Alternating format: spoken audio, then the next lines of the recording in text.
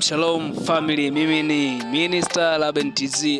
Bwana, napenda kutoa taarifa hii njema kwamba nimeachia wimbo wangu wa Siach.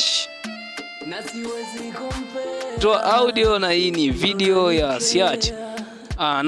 Napenda kumshukuru Mungu kwa kuchukua nafasi hii kuwapa taarifa kwamba raundi hii tumebarikiwa, tumebahatika, tumepata neema ya kufanya na BTS behind the scene ya matukio yote tulipokuwa tunashuti, yani matukio nyuma ya pazia tulipokuwa tunashuti video hii.